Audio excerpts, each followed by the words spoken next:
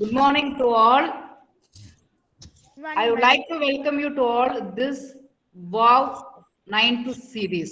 WOW is nothing but weekly online workshop. So எல்லாருக்கும் தெரிஞ்சிருக்கும். So நம்ம எல்லாருமே சின்ன வயசுல ஒன்று கேள்விப்பட்டிருப்போம். தனம் தரும், கல்வி தரும், ஒரு நாளும் தளர்வரியா மனம் தரும் அப்படின்னு அபிராமி பட்டர் சொல்லியிருப்பாங்க. அந்த மாதிரி தளர்வரியாத மனத்தோட ஏஜ் இஸ் ஒன்லி நம்பர். வயசுலாம் ஒரு பெரிய விஷயம் கிடையாது. 88 வயசு ஆனாலும் I am young in mind அப்படிங்கிறத விட ஒரு சூப்பர் சாம்ப் ஐபிஎஸ் ஆஃபீஸர். உடனே காக்கா காக்கா சூர்யான்னு அப்படி யோசிச்சிடாதீங்க. 1959ல ஐபிஎஸ்ஆ ஜாயின் பண்ண young in mind, excellent in person sir Ramakrishnan sir. We are very privileged to have you in this session, sir. Thanks a lot to welcome you, sir.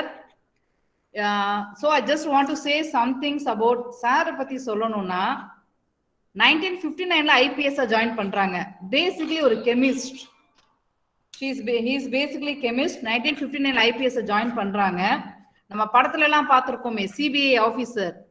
அந்த மாதிரி CBI central bureau of இன்வெஸ்டிகேஷன்ல more than decades, 10 yearsக்கு மேல work பண்ணிருக்காங்க.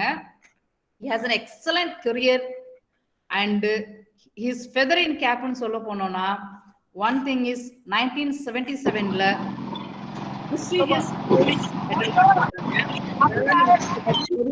தான் தெரியும். Students are requested to kindly attend this session. On 1985ல the extraordinary president's award, president கையால ஒரு போலீஸ் ஆபீசர் ஒரு அவார்டு வாங்குறது from Tamil Nadu. We are very proud of it. Apart from this நிறைய அவார்டு, அந்த அவார்டு சொல்லணும்னா இன்னும் 1 hour நம்ம அந்த செஷன்குள்ளே சொல்லிட்டே இருக்கலாம். இந்த award life time achievement award from organisation ரோட்டரியில இருந்து வாங்கியிருக்காங்க. And apart from this sir excellent discourse in Vedanta Advaita இதை பத்திலாம் நல்லா டிஸ்கோஸ் பண்ணிட்டு இருக்காங்க. சான்ஸ்கிரிட்ல சார் ரேங்க் ஹோல்டர். இன்னைக்கும் ரொம்ப சுறுசுறுப்பா நிறைய ஹீஸ் ஆக்சுவலி இவருடைய டைரி பாத்தீங்கன்னா என்கேஜ்டு. மாசம் 30 நாள். நமக்கே வந்து எல்லா சாட்டர்டே சண்டே போக we are working in working days only. Sir அந்த மாதிரி கிடையாது. மாசத்துக்கு ஒரு 25 டேஸ்க்கு மேல சார் ரவுண்ட் இந்த கிளாக் வேலை செய்யறாங்க. பட் பாத்தீங்கன்னா ஏஜ் 88. அந்த 88 ஏஜ்ல நீங்க கிளாஸ் வந்து ஃபர்ஸ்ட் நீங்க ஏனோன்ட்டு ஆன்லைன் கிளாஸ்ல உட்காந்துருப்பீங்க. இப்போ ஜஸ்ட் நவ் கிளாஸ் முடிஞ்சோடனே யூ வில் ஃபீல் நம்மளும் இந்த மாதிரி வரணும், இன்னும் 1 hour இருக்கக்கூடாதா எக்ஸ்டென்ட்ங்கிற அளவுக்கு he is going to deliver his speech. So students பொறுத்த வரைக்கும் what I want to say is it is through RUSA higher எஜுகேஷன்ல RUSA ஸ்டேட் ப்ராஜெக்ட் டைரக்டரேட் ஆஃபீஸ்ல இருந்து ஒவ்வொரு வாரமும் ஒரு ஒர்க் ஷாப் ஒன்று ஸ்டூடெண்ட்ஸ் கொடுக்குறோம். What is the purpose of workshop na? Apart from regular curriculum in our college, நம்ம காலேஜுக்கு வர்றோம், ஒரு புக்கு படிக்கிறோம், அந்த புக்ல உள்ள கண்டென்ட்டை படிக்கிறோம். பிஎஸ்சியில் உள்ளவங்க வேற கண்டென்ட், பிகாம் உள்ளவங்க வேற, ஆர்ட்ஸ் அண்ட் சயின்ஸ் உள்ள ஸ்ட்ரீம்ஸ்ல வெவ்வேறு கண்டென்ட்டை படிக்கிறோம். அது மட்டுமே லைஃப் கிடையாது. அது one of the thing in life. Apart from the life is a holistic one. அந்த ஹோலிஸ்டிக் ஒன்ல நிறைய விஷயங்கள் கவர் பண்ண வேண்டியது இருக்கு. அதுல one of the things ethics. நம்ம எப்படி டே டு டே லைஃப்ல எத்திக்ஸ் எப்படி நம்ம செய்யணுங்கிறத பத்தி தான் சார் டெலிவர் பண்ண போறாங்க. So first thing attention. நல்லா அட்டென்ஷனோட இதை கேட்டு நீங்க யூட்டிலைஸ் பண்ணிக்கிங்க. இவரை பத்தி ஃபைனலா ஒண்ணு சொல்லணும்னா டிஜிபி. இப்போ யார் டிஜிபியா இருக்காங்க தமிழ்நாட்டுல? யாராவது ஒருத்தவங்க சொல்லுங்க. Any student are you aware? தமிழ்நாட்டுடைய டிஜிபி யாரு?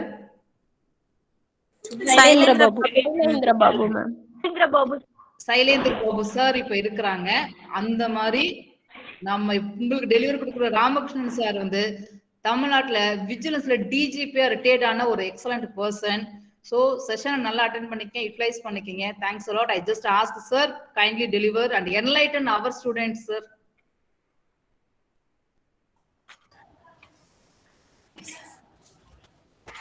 எல்லோருக்கும் காலை வணக்கம்.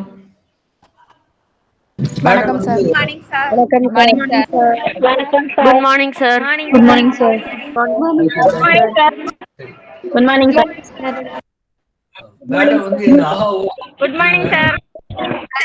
Good morning sir. Good morning, sir. சரி எல்லாம் Good morning, sir. Good morning, sir. Good morning, sir. Madam Good morning, sir. Madam வந்து என்ன ரொம்ப ஆர்வமா பேசினாங்க. எனக்கு அந்த மாதிரி யோகிதையெல்லாம் கிடையாது. அவங்களோட நல்ல எண்ணத்தினால பேசினாங்கன்னு வச்சுக்கிறேன். அதனால என் பேர் CL ராமகிருஷ்ணன். மேடம் சொன்ன மாதிரி 1992 நான் ரிட்டையர் பண்றேன். அப்ப கிட்டத்தட்ட 30 ஆண்டுகள் ஆச்சு. ஐ ஆம் a student even now. என்ன கேட்டா லைஃபே Good morning, sir. Good morning ஒரு செகண்ட்லயுமே ஒரு லெசன் கொடுக்குது லைஃப். நம்ம அதெல்லாம் யூஸ் பண்ணணும், பயன்படுத்தணும், புரிஞ்சுக்கணும். இன்னைக்கு ரொம்ப முக்கியமான சப்ஜெக்ட். அது உங்களை மாதிரி ஒரு டார்கெட் ஆடியன்ஸ் கிடைக்கிறதுங்கிறது ரொம்ப ரேர். இது எப்படின்னா ஜே கிருஷ்ணமூர்த்தின்னு ஒரு பெரியவர் இருந்தார், பிலாசபர். கிரீன்வேஸ் ரோட்ல அவரோட ஃபவுண்டேஷன் ஒன்று இருக்கு. அவர் என்ன பண்ணுவார், அமெரிக்காவில் இருந்தவர். டிசம்பர் ஜனவரியில இங்க குளிர் ஜாஸ்தின்னு இங்க வந்துருவார். இங்க வந்து ஒரு 10 நாளைக்கு பேசுவார், சத்சங்கம் நடக்கும். நான் போய் அட்டன் பண்ணுவேன். அவர் பேசுறது ரொம்ப கஷ்டம், புரியாது, ரொம்ப ஹை லெவல்ல பேசுவாரு, ஏதோ கொஞ்சம் புரிஞ்சுக்கலாம்.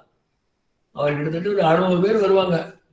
அவர் என்ன சொல்லுவாரு, 18 வயசுக்கு மேல இருக்கிறவங்க எல்லாம் போயிடலாம், நான் உங்களுக்காக நான் இங்க பேச வரலன்னு சொல்லிடுவார். இருங்க, எனக்கு அப்ஜெக்ஷன் இல்லை, ஆனா நீங்க எனக்கு டார்கெட் கிடையாது, 18 வயசுக்குள்ள இருக்கிறவங்க தான் நான் பேசுறேன் அப்படிம்பாரு. அவங்களெல்லாம் அவமானப்படுத்துறது இல்லை. என்ன சொல்றாருன்னா, I can bend a branch but I cannot bend a tree அப்படின்னு சொல்லுவார். ஒரு 40-50 ஆயிட்டாக்கா அவங்க ஐடியா எல்லாம் ஃபிக்ஸட் ஆயிடும், அவங்கள மாத்துறது கஷ்டம். ஒரு 18-20 வயசுல ஆகும்போது சொல்லலாம், கொஞ்சம் விளைக்கலாம், அவங்கள திருத்தலாம், இதெல்லாம் முடியும். அந்த ஐடியா பேசுறது. அதனால இந்த சப்ஜெக்ட் எல்லாம் வந்து ஓரளவுக்கு பெரியவங்களுக்கு லாபம் இல்லைன்னு இல்லை. ஆனா என்ன சமயத்துல சொல்லணுமோ ஆகணுமோ இந்த இம்ப்ரெஸ்ல ஏன்னு சொல்லுவாங்க, அங்க நல்லா இருக்கும். அதனால எனக்கு ரொம்ப மகிழ்ச்சி. இந்த மாதிரி நீங்க நம்ம என்ன சப்ஜெக்ட் பேச போறோம், மேடம் முன்னாலே இன்ட்ரடக்ஷன் சொல்லிட்டாங்க. எத்திக்ஸ்ங்கிறது ஏதோ ஒரு ஆளுக்கு 2 ஆளுக்கு ஒரு கூட்டத்துக்கு கிடையாது. லைஃப் பூரா எல்லாரும் பார்க்க வேண்டியதுதான்.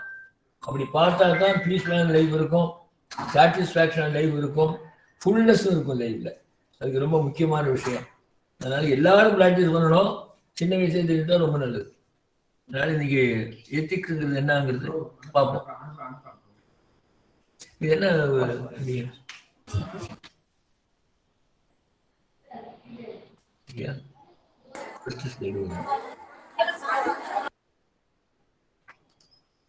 மிஷின்ல கொஞ்சம் ப்ராப்ளம் வர மாதிரி இருக்கு, பார்த்துக்கலாம். இது சாக் அண்ட் டாக் மாதிரி வராது மிஷின், இருந்தாலும் இப்போ அதை வச்சு இப்போ இருக்கிறது மேனேஜ் பண்ணி தான் ஆகணும், பார்க்கலாம். So ethics presentation by CL Ramakrishnan, அதுதான் டாபிக். இப்போ எத்திக்ஸ்ங்கிறது, இப்போ எத்திக்ஸ்ங்கிறது எங்கேருந்து டெரைவ் ஆயிருக்கு இந்த வார்த்தை பாருங்க. கிரேக்கம், கிரீக் ரூட், ஈத்தாஸ் அல்லது எத்திகோஸ், அதுதான் அதுக்கு வந்து அடிச்சொல். அங்கேருந்து டெரைவ் பண்ணி தான் இந்த வேர்டு எத்திக்ஸ்ங்கிறது. என்ன மீனிங் போட்டிருக்காங்க, custom, character, science of morals, ethos அல்லது எத்திகோஸ், அதுதான் அடிச்சொல் கிரேக்கத்துல. அதுலேருந்து வந்ததுதான் custom, character, science of morals, that branch of philosophy which is concerned with human character and conduct. கடைசியில் என்ன சொல்றாங்க, laying down rules of behavior, நடவடை பாவனைகள் எப்படி இருக்கணும், மற்றவர்களுக்கு தொந்தரவு கொடுக்காம இருக்கிறவர்கள் இருந்தாக்கா அது எத்திக்கல் ஆகும் அப்படிங்கிறது ஜெனரலா சொல்றாங்க. இப்போ சின்ன பாயிண்ட் நாங்க பாருங்க, that branch of philosophy அப்படின்னு சொல்றாங்க. இந்த பிலாசபின்னா ரொம்ப பேருக்கு மீனிங் புரியறது இல்லை. பிலாசபின்னா என்ன அப்படின்னு கேட்டா தத்துவம் சொல்றாங்க. தத்துவங்கிறதுக்கு மீனிங் கிடையாது, பொருள் கிடையாது. பிலாசபிக்கு தமிழாக்கம் தான் தத்துவங்கிறது. பிலாசபி அப்படின்னாக்கா அது 2. பிலாசபி அப்படின்னாக்கா பிலோ பிளஸ் சோஃபி. பிலோ அப்படின்னா லவ், சோஃபி அப்படின்னா விஸ்டம். அப்ப என்ன கிடைக்கும், லவ் ஆஃப் விஸ்டம். விஸ்டம்ங்கிறது அறிவு மாத்திரம் கிடையாது, சரியான அறிவுன்னு அர்த்தம். இப்ப அறிவுங்கிறது பல இருக்கு. இப்ப பிலாசபிங்கிறது என்ன, லவ் ஃபார் விஸ்டம். விஸ்டம்ங்கிறது என்னன்னா எது சரி எது தப்பு அப்படின்னு பகுத்து பார்த்து தெரியக்கூடிய சாமர்த்தியம், அதான் விஸ்டம். பகுத்து அறிவு, வகுத்து அறிவு. சாதாரண அறிவு கிடையாது. எக்ஸ்ட்ரீமிஸ்டா இருக்கிறவங்களுக்கும் அறிவு இருக்கு. ஆனா என்ன அறிவு இது, மற்றவங்களை தொந்தரவு பண்றாங்க, டிஸ்ட்ராய் பண்றாங்க, டேமேஜ் பண்றாங்க, அது அறிவு கிடையாது. சரியான அறிவா இருக்கணும், அதனால நமக்கு நல்லது, சொசைட்டிக்கு நல்லது, மற்றவங்களுக்கு நல்லது. அப்படி அது இருக்கக்கூடியதுக்கு உண்டான நாட்டம் தான் இந்த பிலாசபி அப்படிங்கிறாங்க. அப்ப எத்திக்ஸ்ங்கிறது பார்ட் ஆஃப் பிலாசபி. மற்றவங்களுக்கு தொந்தரவு இல்லாம நம்ம வாழ்க்கையை நடத்தணும். முடிந்தால் அவங்களுக்கு நாம சகாயம் பண்றதோ ஒத்துழைப்பு பண்றதோ, ஒண்ணுமில்ல பேசாமாவது இருக்கணும். அதுதான் இதுல கிரக்ஸ். அது எப்படி டெவலப் பண்றது பாருங்க. இப்ப நிறைய இருக்கு. எத்திக்ஸ்னா நூற்றுக்கணக்கான நூல்கள் இருக்கு, நிறைய லெக்சர்ஸ் பண்றாங்க, நிறைய விஷயங்கள் இருக்கு. அதெல்லாம் சொல்றதுக்கு நமக்கு டைம் கிடையாது. சுருக்கமா புரிஞ்சுக்கிறதா இருந்தால் எத்திக்ஸ்ங்கிறது என்ன, நான் இன்ஜுரி அப்படின்னு புரிஞ்சுக்கலாம். நான் இன்ஜுரி அப்படின்னா முதல்ல இன்ஜுரி என்னன்னு தெரியணும். அப்ப இன்ஜுரிங்கிற அந்த வார்த்தைக்கு என்ன பொருள், அது தெரிஞ்சா அந்த இன்ஜுரி அவாய்ட் பண்ணிடலாம். அப்ப நான் இன்ஜுரிங்கிறதாகும். அப்படிங்கிறது எத்திக்ஸ். மறுபடியும் சொல்றேன், இன்ஜுரிங்கிற வேர்டு என்னன்னு தெரியணும், அதுக்கு என்ன பொருள் தெரியணும்.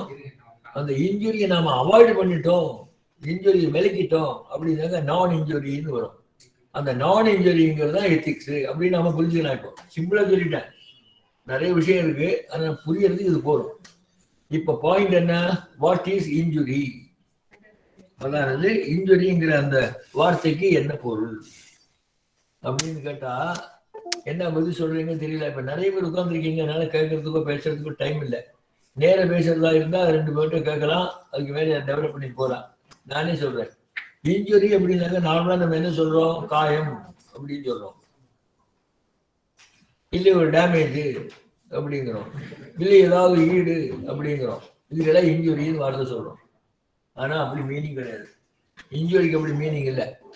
இன்ஜுரிங்கிறதுக்கு என்ன மீனிங்னா, இந்தியன் பீனல் கோட் சட்டம் அதுல செக்ஷன் 44 அதுல என்னங்கிறது இலக்கணம் கொடுக்குறாங்க. வாட் இஸ் இன்ஜுரி அப்படின்னு கேட்டா, the word injury denotes any harm whatever illegally caused to any person in body, mind, reputation or property அப்படின்னு சொல்றாங்க. அப்ப 4 இடத்துல இன்ஜுரி வரலாம், பாடி, மைண்ட், ரெப்புடேஷன், ப்ராப்பர்ட்டி. ஆறு போட்டுக்கலாம், 4 வேணும்னு இல்லை, ஏதாவது ஒண்ணு இருந்தா போதும். ஆனா எந்த மாதிரி, இல்லீகலி காஸ்ட்னு போட்டுக்கலாம். The word injury denotes any harm. any harmங்கிறது என்ன அர்த்தம், ஒரு ஊசி குத்துறதுல இருந்து உயிரெடுக்கிற வரைக்கும் வந்துடும். any harm whatever illegally caused to any person. any person தான் என்ன அர்த்தம், வேண்டியவன், வேண்டாதவன், தெரிஞ்சவன், தெரியாதவன், இல்ல நம்ம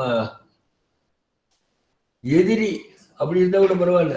அப்போ any harm whatever illegally caused to any person, எந்த இடத்துல, பாடி, மைண்ட், ரெப்புடேஷன், ப்ராப்பர்ட்டி. உடம்புல இருக்கலாம், உள்ளத்துல இருக்கலாம், நல்ல பேருக்கு இருக்கலாம், இல்ல அவருடைய உறுப்புகளுக்கோ இல்ல உரிமைகளுக்கோ இருக்கலாம். இது எல்லாமே இன்ஜுரி தான் அப்படின்னு சொல்லி அது முக்கியமான வார்த்தை ஒன்று இருக்கு இந்த இலக்கணத்துல. The word injury denotes any harm whatever caused to any person சொல்லல, illegally causedங்கிறான். அப்ப சட்ட விரோதமாக நம்ம பண்ணக்கூடியது ஏதாவது இருந்து அதன் விளைவாக உடலுக்கோ இல்லை உள்ளத்துக்கோ இல்லை அவருடைய உரிமைகளுக்கோ இல்லை நற்பெயருக்கோ ஏதாவது டேமேஜ் வந்தால் அதுக்கு தான் இன்ஜுரின்னு பேரு.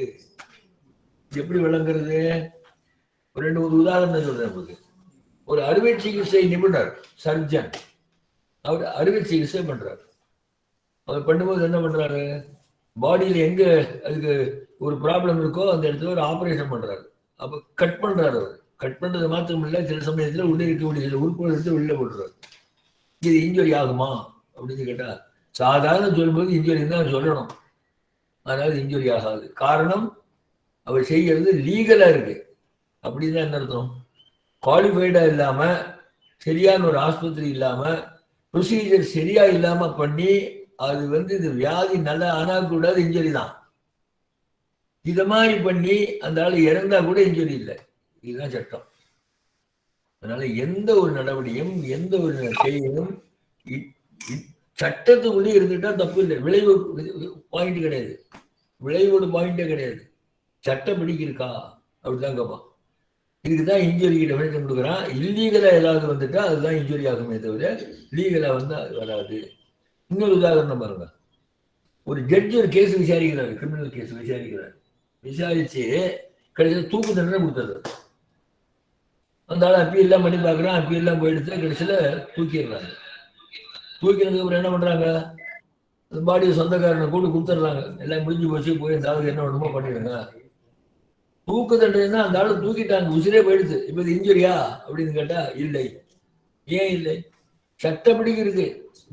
சாதாரண ஒருத்தமே எவனாவது வெட்டி கொண்டுட்டாங்கன்னா அது இன்ஜுரி, அது வந்து மர்டர் கேஸ் தான். இப்ப ஜட்ஜ் பண்றாரு, சட்டப்படிக்கு பண்ண வேண்டியது தேவையானது அப்படிங்கிறதுனால அது இன்ஜுரி இல்லை. அப்ப விளைவை பத்தி பார்க்க கூடாது.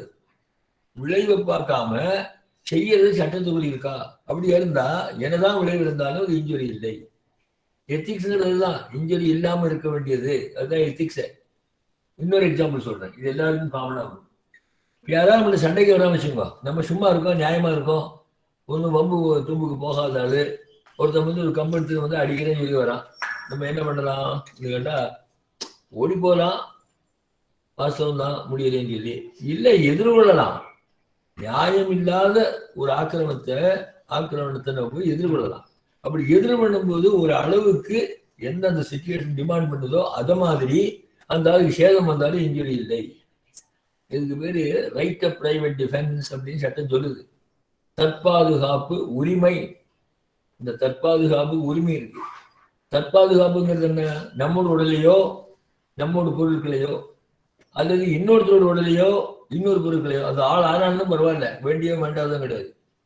அநியாயமான ஏதாவது அவர் மேல் ஒரு தாக்குதல் வந்தாக்கா அதை தடுப்பதற்கு சட்டமே இடம் கொடுக்குது. காரணம், எந்த இடத்துக்கும் போலீஸ்காரன் இருக்க முடியாது.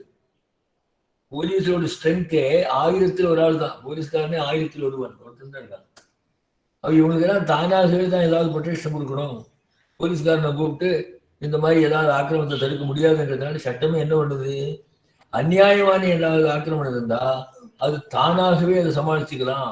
ஆனா ஒரு லிமிட் இருக்கு. எல்லாத்துக்கும் ஒரு கம்பாலி அடிக்க வந்த போய் சுட்டு கொண்டுடக்கூடாது. எதுக்கு சொல்ல வந்தேன், இதெல்லாம் சட்டத்துக்குள்ளேயே ப்ரொவைட் பண்றாங்க. அதனால அது வந்து தப்பு இல்லை. வெளியே பார்த்தாக்கா என்ன இந்த மாதிரி பண்ணாங்களேன்னு இருக்கலாம்.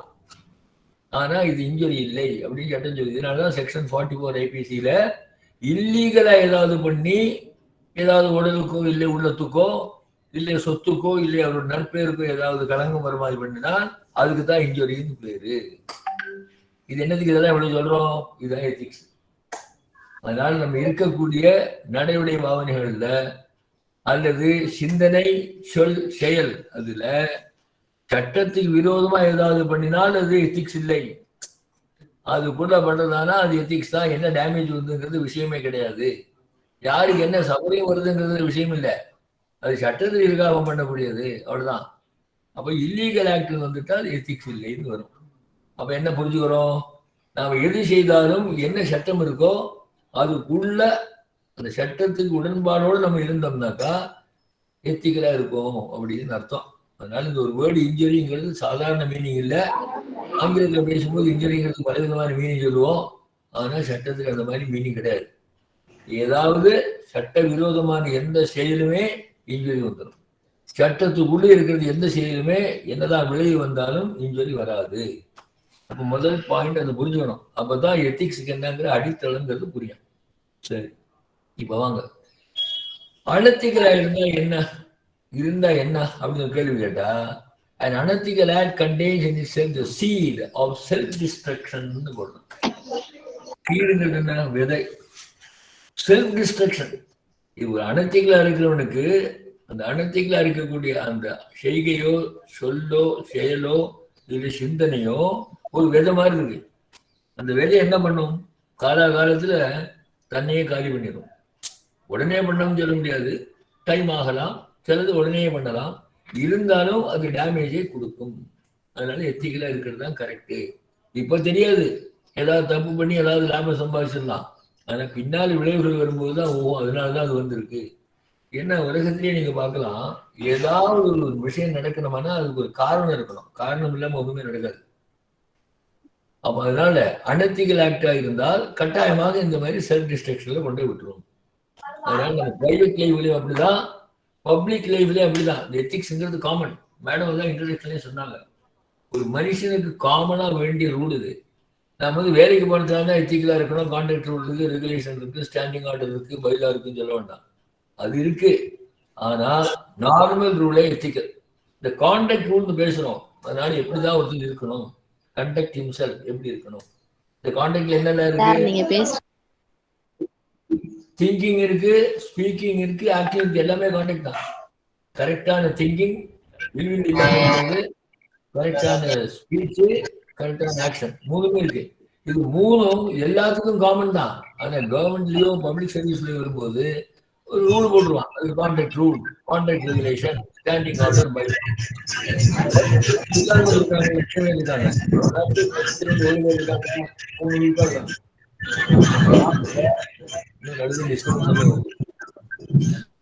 நம்ம நாட் பப்ளிக் சர்வீஸ் டோட்டல் பாப்புலேஷன் 3 விழுக்காடு தான். Madam, Arctic, mute yourself. 97% of the population சர்வீஸ்ல இல்ல. அவங்க ஏதோ வேலை வெட்டி பண்ணி அவங்களா இருந்துட்டு இருக்காங்க தவிர கவர்மெண்ட்லயோ வேற பப்ளிக் சர்வீஸ்ல இல்ல. அப்ப அவங்களுக்கு எது கான்ட்ராக்ட் ரூல், எத்திக்ஸ் அப்படின்னு கேட்டா லா தான். இந்த சட்டங்கிறது எல்லாருக்கும் பொது. சர்வீஸ் இருக்கிறவங்களும் பொதுதான், சர்வீஸ் பிரைவேட் இண்டிவிஜுவலும் பொதுதான். ஆனா சர்வீஸ் இன்னும் கொஞ்சம் கூட வச்சிருக்கான் ஒரு கான்ட்ராக்ட் ரூல். இதுல இருந்து வந்ததுதான் அது. ஆனா கொஞ்சம் கூட வரையெடுத்து சொல்லியிருக்கான். அதனால எல்லாமே சட்டத்துக்குள்ள இருக்கிறது தான் கரெக்டான ஆக்டிவிட்டி. அதுதான் எத்திக்ஸ். சட்டத்தை மாறிட்டாங்கன்னா என்ன ஆகுது? அனத்திகல் ஆக்ட் ஆகும், இல்லீகல் ஆக்ட் ஆகும். அந்த இல்லீகல் ஆக்ட் அனத்திகல் ஆக்ட் என்ன ஆகுது? வேத மாதிரி இருந்து எப்போது டேமேஜ் பண்ணும்போது பண்ணிடும். அதனால எந்த ஒரு லெவல்லையுமே அதை அவாய்டு பண்ணணும். அதுக்காக வந்து கான்டாக்ட் அல்லது ரெகுலேஷன் அப்படின்னு போடுறான்.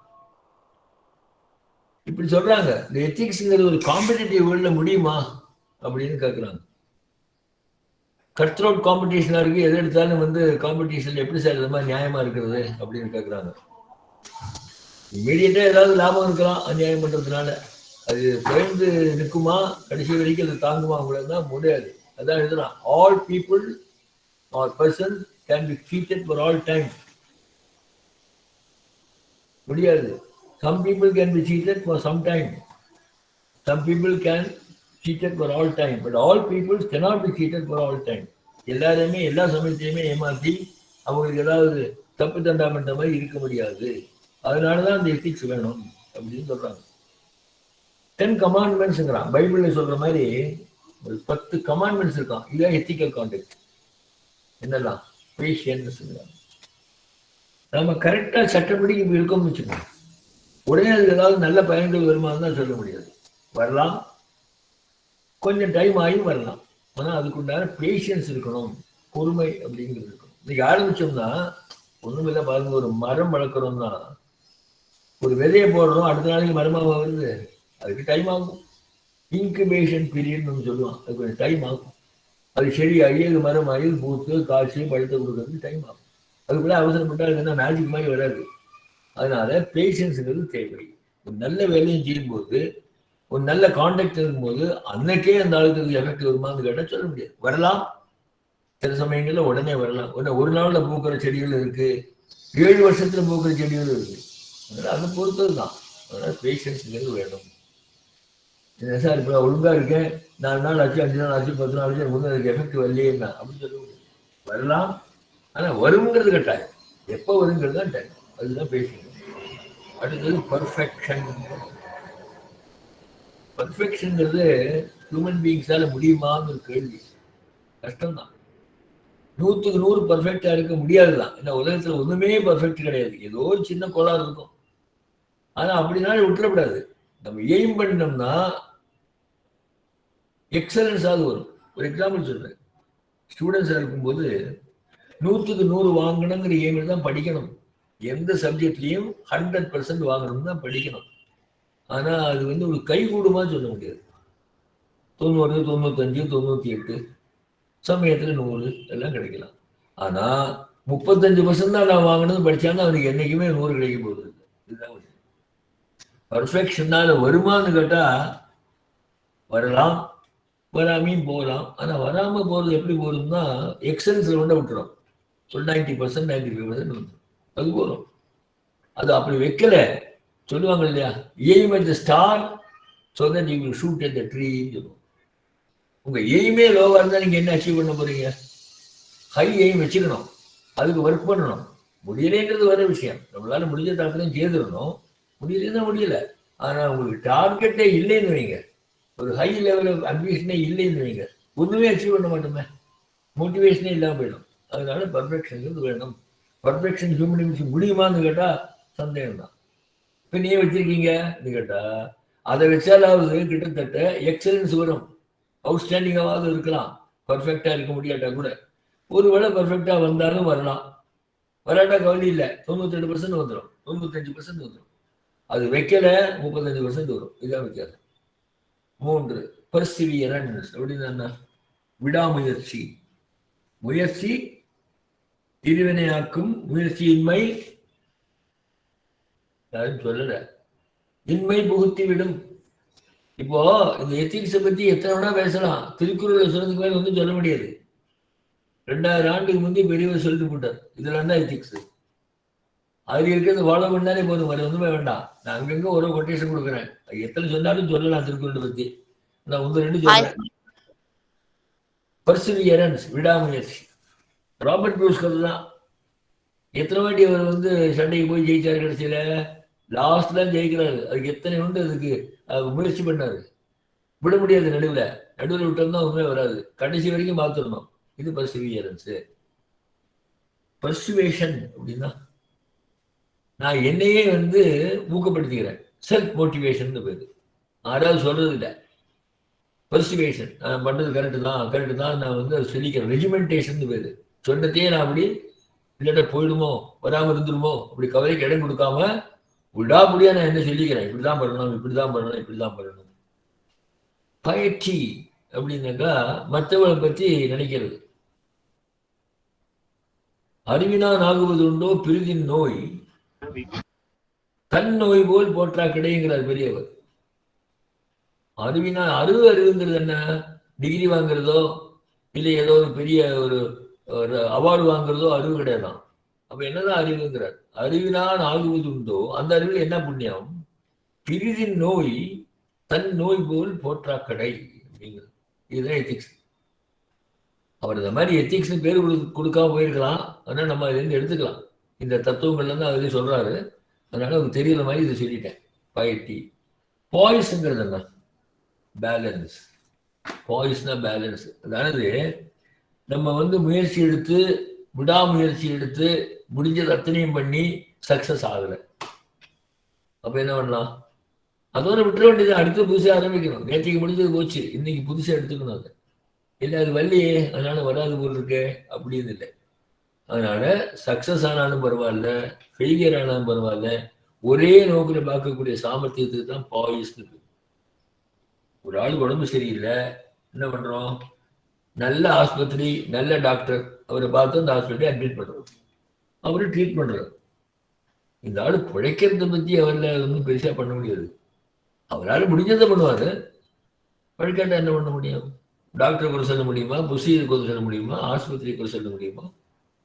நம்மளால முடிஞ்சதை செய்யறோம், அவ்வளவுதானே தவிர முடிஞ்சதை முழு மூச்சாக விடாம எங்கேயுமே தப்பு தண்டா இல்லாம பண்றோமே தவிர அதுக்கு பலன் கொடுக்கும்னு சொல்ல முடியாது. கொடுக்கலாம், கொடுக்கலைன்னா ஒரு சாட்டிஸ்பாக்சனாக இருக்கு. இல்லாட்டா என்ன பண்ணும்? ஒரு வேளை அப்படி பண்ணியிருக்கலாமோ, இப்படி பண்ணியிருந்தா கிடைச்சிருக்குமோ, இந்த மாதிரி எல்லாம் வராது. நம்மளால முடிஞ்சதை பண்ணிட்டோம், இதுக்கு மேலே நம்மளால பண்ண முடியல, சரி அவ்வளவுதான் அப்படிங்கிற சாட்டிஸ்பாக்சனாவது இடம் கொடுக்கும். அதுதான் பாலிசிங்கிறது. சக்சஸ் வந்தாலும் சரி, ஃபெயிலியர் வந்தாலும் சரி, ஒரே நோக்கா பார்க்கக்கூடிய அந்த சாமர்த்தியம் இல்லாட்டா என்ன ஆகும்? எப்படியாவது அச்சீவ் பண்ணணும்னு ஆரம்பிச்சிருவான். அப்படி எத்திக்ஸே இருக்காது. ஏதாவது நமக்கு இது அச்சீவ் பண்றது மாத்திரம்தான் மோட்டிவா இருந்தா எப்படி வேணா பண்ணலாம்னு ஆயிடும். அப்ப என்ன எத்திக்ஸ் இருக்கு? ரிசல்ட் விஷயம் கிடையாது, செய்யறது தான் கரெக்ட், செய்யற மெத்தட் தான் கரெக்ட், அங்கதான் எத்திக்ஸ் இருக்கே தவிர எப்படியாவது எது பண்ணினாலும் ஆளாவது அது நம்ம அடையணுங்கிறது எத்திக்ஸ் இல்லை. அதனாலதான் பாய்ஸ் வேணுங்கிறாங்க. பேலன்ஸ் வேணும், பேலன்ஸ் ஆஃப் மைண்ட். சரி, ப்ராமிஸ்னா மற்றவர்களுக்கு நான் சொல்லலை, எனக்கே சொல்லிக்கிறேன். I am promising myself that what I am doing is correct. என்ன டவுட் வந்துடும், என்ன சார் இத்தனை நாளைக்கு கரெக்டாக தான் இருந்தோம், இன்னும் பலனை காணோம், மாறிடலாமா, வழி மாறிக்கலாமா, அப்படின்னு அந்த ஐடியா வரக்கூடாது. அதனாலதான் நான் ப்ராமிஸ் பண்ணிக்கிறேன், இல்லை இதுதான் கரெக்ட், இதுதான் கரெக்ட். இது என்ன சொல்லுவாங்க, செல்ஃப் ரெஜிமெண்டேஷன் ஒரு வார்த்தை சொல்லுவாங்க. எனக்கே நான் சட்டம் போட்டுக்கிறேன், வேற யாரும் சொல்ல வேண்டாம். வேற ஐடியாவும் எனக்கு வராமல் இருக்கிறதுக்காக வேண்டி இதுதான் கரெக்ட், இப்படிதான் இருக்கணும், இப்படிதான் இருக்கணும் சொல்லி சொல்லி சொல்லி அந்த வழியை மாத்தாம அப்படியே இருந்துட்டு இருக்கேன். அது ப்ராப்பரைட்டி. ப்ராப்பர் தான் என்ன, அந்த சமயத்துக்கு, அந்த இடத்துக்கு, அந்த விஷயத்துக்கு கரெக்டா எதை செய்யணும் அது செய்யணும். இதுதான் ப்ராப்பர். ப்ராப்பர்ங்கிறது மீனிங் தான் ப்ராப்பரைட்டி. ப்ரூடன்ஸ்ங்கிறது விஸ்டம். விஸ்டங்கிறது முன்னாலே மீனிங் சொல்லிட்டோம். விஸ்டங்கிறது என்ன, எது கரெக்டா அது செய்ய வேண்டியது, எது கரெக்ட் இல்லையோ அதை விட்டுற வேண்டியது. செய்யக்கூடியவை, செய்யக்கூடாதவை, இந்த ரெண்டு இருக்கு.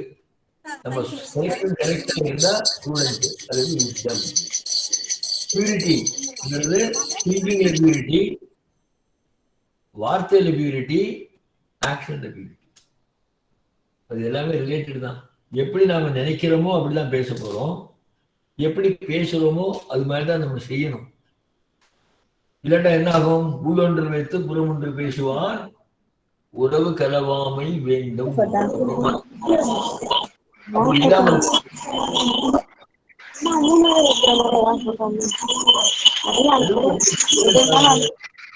இல்ல பார்ட்டிசிபென்ட்ஸ் எல்லாம் டிஸ்டர்பன்ஸ் ஆகுது. நீங்க எல்லாம் மியூட் பண்ணிடணும். டவுட் இருந்தா கடைசியில் கேளுங்க, இல்ல எனக்கு இமெயில் அனுப்புங்க, நான் ரிப்ளை கொடுக்குறேன். பேசும்போது இப்படி இருந்தா எல்லாருக்கும் டிஸ்டர்பன்ஸ் ஆயிடும். So I request all of you to attend. Right. Purity. Purity of thought. Purity of words. Purity of mind. ஒரு மனிதனுக்கு மூணு ஆக்டிவிட்டி தான், 4வது ஆக்டிவிட்டி இல்லை. எனக்கு தெரிஞ்சு இல்லை, உங்களுக்கு தெரிஞ்சு எனக்கு சொல்லுங்க. எந்த மனிதனுக்கும் மூணு ஆக்டிவிட்டி தான். என்னென்ன ஆக்டிவிட்டி? Thinking, speaking, acting. 4வது ஆக்டிவிட்டி எனக்கு தெரியல. சிந்தனை, சொல், செயல், இதுதான் எல்லாருக்குமே. அந்த மூணுமே பியூரா இருக்கணும். ஏன்னா ஒண்ணு பியூரா இல்லைன்னா மற்ற இந்த இம்பியூரிட்டி வந்துடும். நினைக்கிறது பியூரா இருந்து, சொல்றது பியூரா இருந்து, செய்யறது பியூரா இருந்தா தான் பியூரிட்டிங்கிறது.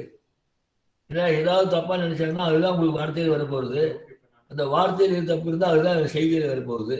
செய்கையில தப்பு இருந்தால் அப்போ எத்திக்ஸே இல்லை. அப்போ இதனால 10 commandments in ethics சொல்றாங்க. இந்த கமாண்ட்மெண்ட்னாலே என்ன அர்த்தம்? அது பண்ணி ஆகணும். பைபிள்ல சொல்லுவாங்க பாத்தீங்களா, 10 commandments. அது மாதிரி இது உத்தரவு, இதை மறுக்க முடியாது, மாற்றவும் முடியாது, செய்யாம இருக்கவும் முடியாது. அதனால இது முக்கியமான பாயிண்ட்ஸ் எத்திக்ஸ்ல. சரி, திருக்குறள் என்ன சொல்றாரு பாருங்க, ரைட்டியஸ் ஆக்ஷன், ரைட்டியஸ் கான்டாக்ட் தான் ஹாப்பினஸை கொடுக்குமே தவிர மற்றது கொடுக்காது. அறத்தான் வருவதே இன்பம், மற்றெல்லாம் புறத்த புகழும் இல்லை. திருக்குறள்ல நிறைய இருக்கு. அறத்தை பத்தி சாப்டர் 1/3 சாப்டர் கொடுத்துருக்காரு. அத்தனை எத்திக்ஸ் தான். ஆனா எல்லாம் சொல்லிட்டு இருந்தா டைம் இருக்காது. நான் என்ன அட்வைஸ் பண்ணுவேன், யாரை பார்த்தாலும் ஒரு நாளைக்கு ஒரு குறள் படிங்க. ஒரு நாளைக்கு ஒரு குறள் படிங்க. குறள் படிச்சா புரியுமா? புரியாது. அப்ப என்ன பண்ணணும்? பரிமையல் அழகர்லேருந்து கலைஞர் வரைக்கும் கமெண்ட்ரி இருக்கு. அதை பரட்டி பார்த்து ஒரு நாளைக்கு ஒரு குறள் படிக்கிறதுக்கே நமக்கு முடியாது. அப்படி படிச்சோம்னாக்கா 1330 முடியறதுக்குள்ள எப்படி ஐடியலா இருக்கணும் லைஃப்ல, இதுதான் கரெக்ட் கான்டாக்ட் என்ன, ரைட்டியஸ் கான்டாக்ட் என்னங்கிறது தெரியும். எல்லாம் வடிவது போட்டிருக்காரு. நம்ம அது மேல இருந்த வரையா படிக்கக்கூடாது. ஒரு குறள் ஒரு நாளைக்கு படிக்க முடியுமா தெரியல எனக்கு. அவ்வளவு கமெண்ட்ரி இருக்கிறது, அத்தனை பேர் பெரியவங்க எழுதியிருக்காங்க. அதனால அங்கே ஏதாவது 1-2 படிச்சு நல்ல விளங்குற மாதிரி புரிஞ்சுட்டு அது மாதிரி நம்ம நடைமுறை பண்ணோம்னாக்கா அதே எத்திக்ஸ் தான். அதனால அறத்தான் வருவதே இன்பம். அறம்ங்கிறது தான் தர்மா சொல்லுவார் சமஸ்கிருதத்துல. இல்லை நம்ம இங்க ரைட்டியஸ்னஸ் அல்லது நம்ம எத்திக்ஸ் சொல்லிக்கலாம். அதனால சொல்றாரு பாருங்க, அறத்தான் வருவதே வேறுமே வராது. Only the happiness arising real happiness. மற்றதெல்லாம் பின்னாடி இடம் கொடுக்காது. இப்போ இருக்கும், பின்னாடி வரும்போது அதையே நம்மளுக்கு தொந்தரவு கொடுத்துரும். அது பண்ணியிருக்க வேண்டிய தேவையில்லை, ஏன் அது பண்ணோம் அப்படின்னு வருத்தத்தை கொடுத்துரும். அதனால இப்போ ஹாப்பினஸ் இருந்தா கூட பின்னாடி இருக்காது.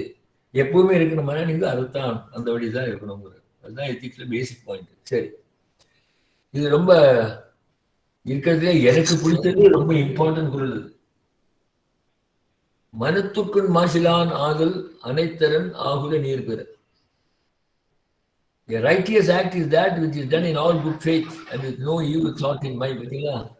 3 பாயிண்ட் ஞாபகம். Thinking, speaking, acting. இது 3 ஒரே சீரா இருந்தா எத்திக்ஸ். ஒரே மாதிரி இருக்கணும். Even good act is done with ulterior motive. நல்லதான் செய்யறான், ஆனா மைண்ட் சரியில்லை. இல்ல செல்ஃபிஷ் இன்ட்ரெஸ்டோடு இருந்தால் இது பப்ளிசிட்டிக்காகுமே தவிர இவனோட மெயின் நோக்கில் ஆகாது. இது எத்திக்ஸ்ல வராதுன்னு அர்த்தம் வச்சுக்கணும். இங்க 2 வார்த்தை சொல்றேன் பாருங்க. ரைட்டியஸ் ஆக்ட், குட் ஆக்ட்னு 2 இருக்கு. இப்போ ஒரு ஏழை இருக்கான், பணக்காரன் இருக்கான். பணக்காரன் அடிச்சு பிடிச்சி காசை ஏழை கொடுத்தவங்க நல்ல ஆக்டா இருக்கலாம். அது ஆனா ரைட்டியஸ் ஆக்ட் இல்லை. ஏழைகள் முன்னுக்கு வரணுங்கிறதுனால நம்ம அதை பண்ணணும், நல்ல ஆக்ட் தான். ஆனா செய்யக்கூடிய முறை எப்படி இருக்கு? அதனாலதான் செயல் முறைதான் முக்கியமா இருக்கு, ரிசல்ட் முக்கியம் இல்லை. ரிசல்ட் இப்படி வேணா இருக்கலாம், செயல் முறை கரெக்டா இருக்கா, எப்படி செய்யணுமோ அப்படி செய்யணுமா, அதுதான் எத்திக்ஸ். அதான் இது எனக்கு ரொம்ப பிடிச்ச குரல். இதுதான் என்னோட அபிப்பிராயத்துல நான் வந்து பெரிய ஆள் கிடையாது, இருக்கிறதுலயே அறத்தை பத்தி பேச ஹையஸ்ட் குரல் இதுதான் நான் நினைக்கிறேன். அதனால இன்டென்சிட்டினா அதுதான் ஸ்டார்டிங் பாயிண்ட். எந்த ஒரு பேசுறதுக்கோ இல்லை ஒரு செயலுக்கோ திங்கிங் தானே முதல்ல இருக்கு. அதனால முன்னால நினைக்கிறான், அப்புறம் பேசுறான், அப்புறம் செய்யறான். அப்போ அடிப்படை கோளாறே இருந்தா அது நல்லா வராது. அதனாலதான் திங்கிங்கே நல்லா இருக்கணுங்கிறான். மைண்டு நல்லா இருக்கணும், நல்ல திங்கிங். காரணம் என்ன? திங்கிங் தான் ஸ்டார்டிங் பாயிண்ட். அதுக்கப்புறம் தான் பேசுறான், அதுக்கப்புறம் தான் செய்யறான். அதனால குட் ஆக்ட் விஷயம் கிடையாது, ரைட்டியஸ் ஆக்ட். குட்டுங்கிறது நம்ம இருக்கலாம், சாட்டிஸ்பாக்சனா இருக்கலாம், யாருக்காவது லாபம் இருக்கலாம். ஆனா அது இந்த பிரின்சிபிள் இருக்கான்னு பார்க்கணும். ரைட்டியஸ் ஆக்டா இருக்கணும்னு பார்க்கணும், குட் ஆக்ட் இல்லை. சரி, இதனால் இவன் முடிக்கும் என்றாய்ந்து அதனை அவன் கண் விடல் அப்படிங்கிறார். இது மேனேஜருக்கு உள்ள குரல். இது இன்னைக்கு மேனேஜ்மெண்ட் சொல்றாங்களே, என்ன நம்ம சொல்றாங்க மேனேஜ்மெண்ட், இந்த ஒரு குரலுக்கு ஈடாகாது தெரியுமா? இதுல நீங்க என்ன பண்ணணும்னா, இதுல முக்கியமான ஒரு வார்த்தை இருக்கு, அது எடுத்தோம்னா இந்த குரலுக்கு மீனிங்கே தாறுமாறா போயிடும். அது என்னன்னு பாத்துக்கணும். Good manager is one who would entrust a spot of work to that person who would perform it using the right equipment, employing the right method, and thereafter leave the work to be completed by him. இது சாதாரண meaning. இதுல என்ன கேள்வி? Identify the crucial word in this couplet. இந்த குரல்லே உங்களுக்கு தெரியுமே 7 வார்த்தை தான். இந்த 7 வார்த்தையில ஒரு வார்த்தை முக்கியமா இருக்கு, அது எதுன்னு கண்டுபிடிக்கணும். அது எடுத்தோம்னா குரலுக்கு மீனிங்கும் ஆப்போசிட்டா போயிடும். அந்த மாதிரி அழகா போட்டிருக்காரு. இதனால் இவன் முடிக்கும் என்றாய்ந்து 4 வார்த்தையாச்சு. அதனை அவன் கண் விடல் 3 வார்த்தையாச்சு. 4 3 7. இதுல ஒரு வார்த்தை ரொம்ப முக்கியமா இருக்கு, அது எடுத்தால் குரல் என்ன மீனிங் கொடுக்குதோ அதுக்கு எதிர்மாறா போயிடும். அது எது? அது நீங்க கண்டுபிடிக்க முடியுமா? Identify the crucial word. யாராவது சொல்ல முடியுமா? அதுல இந்த 7ல எது முக்கியமான வார்த்தை? அது எடுத்தா அந்த குரலோட பொருள் ஆப்போசிட் ஆயிடும். அது எது சொல்றீங்களா? நானே சொல்லிடுவா.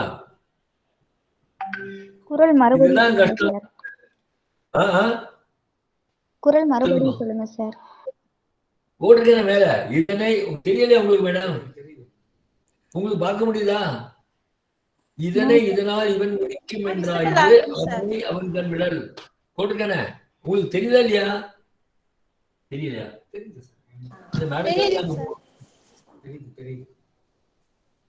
எது முக்கிய? ஒரே வேர்டு தான், ஒரு வார்த்தை இருக்கு, அது எடுத்திருந்தா குரலுக்கு ஆப்போசிட் ஆயிடும் மீனிங். அது எது? அதுதான் எத்திக்ஸ். உங்களுக்கு க்ளூ கொடுக்குறேன். யாரும் பேசல. அட்டென்ட் பண்றீங்களா இல்லையா? யாருமே இல்லையா கிளாஸ்ல? இருக்கோங்க சார். அட்டென்ட் பண்ணுங்க. எந்த வேர்டு சொல்லுங்க?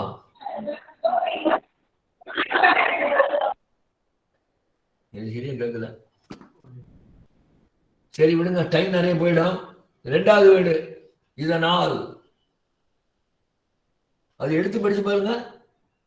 இதனை இவன் முடிக்கும் என்றாய்ந்து அதனை அவன் கண் விடல் வரும்.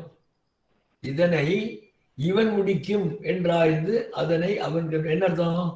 இந்த வேலையை இந்த ஆள் முடிச்சிருவாரு அப்படின்னு நினைச்சு இந்த வேலையை அவர்கிட்ட கொடுக்கலாம் அப்படின்னு சொல்றாங்க. அதான் அப்படி மீனிங் வரும். அப்ப என்ன அதுக்கு விளைவு? இதனை இவன் முடிக்க பண்ணிடுவாரு. எப்படி பண்ணுவாரு? எதனால் முடிக்கும்? எதனாலும் முடிக்கும்னு வந்துடும். அப்ப அனலிட்டிக்கல் ஆக்ட் வந்துடும். இதனால், அந்த இதனாலுக்கு பரிமையில் எடுக்கிற என்ன சொல்றார்? இதனால் இஸ் ஈக்குவல் டு அறத்தால். இதனால் மீனிங் நான் கேட்டேன், யாரும் பேசல, இப்ப பேசுறீங்க, எனக்கும் தெரியல, உங்களுக்கும் தெரியல. விடுங்க. Ma'am, can you please mute yourself? Mute பண்ணுங்க. இல்ல சொல்றது கேளுங்க. இதனால் மீனிங் என்ன போட்டுருக்காருனாக்கா, சொல்றது கேளுங்கிறேன்.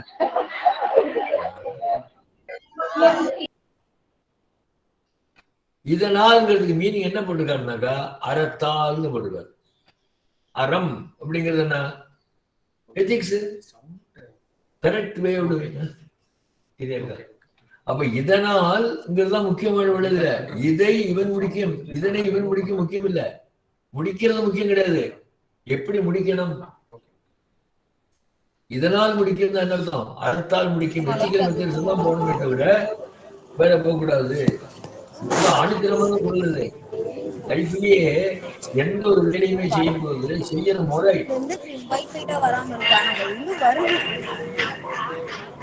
நடுவில் நீங்க பேசிய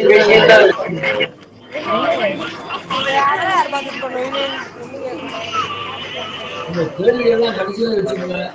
நான் கேட்டா சொல்லுங்க, பேசினா எல்லாம் போயிடும். எல்லாருக்கும் ஒரு தாழ்மையான ஒரு ரிக்வெஸ்ட். எல்லாம் மியூட் பண்ணி கேளுங்க. டவுட் இருந்தா அப்புறமா கேளுங்க என்கிட்ட. I am very happy to answer all your questions. இல்லையா இமெயில் அனுப்பும்போது நான் ரிப்ளை கொடுக்குறேன். பேசும்போது நடுவில் பேசினா எனக்கும் கஷ்டம், உங்களுக்கும் கஷ்டம். அவ கேட்கறவங்க ரொம்ப பேர் இருப்பா, அவங்களுக்கு எல்லாம் கேட்க முடியாம போயிடும். அதனால தாழ்மையான ஒரு கோரிக்கை உங்களுக்கு. அப்ப இதனால் இவன் முடிக்கும் என்றாய்ந்து அதனை அவன் கண்விடல. இதனால் தான் முக்கியமான வார்த்தை. என்ன காரணம்? இதனால்ங்கிறதுக்கு அறத்தால்னு போட்டார். இல்லையானா எப்படி வேணா முடிக்கலாம்னு ஆயிடும். அப்படி வந்தா அது எத்திக்கல் இல்லை. எப்படி வேணா முடிக்கலாம்னு என்ன அர்த்தம்? இவன் நினைக்கிற மாதிரி மற்றவங்களுக்கு ஏதாவது டேமேஜ் இருந்தாலும் பரவாயில்ல, என்னதான் ஆகட்டும், எனக்கு என் வேலை நடக்கணும், என் காரியம் நடக்கணும். அப்ப அது நியாயம் இல்லாம போயிடும், எத்திக்ஸ் இல்லாம போயிடும் அப்படின்னு போட்டுக்க. இந்த அழகான குரல் இதுதான் பேசிக் திங் ஃபார் எத்திக்ஸ். சிறப்பினும் செல்வம் பெரினும் இதற்கு என்ன செய்யாமை.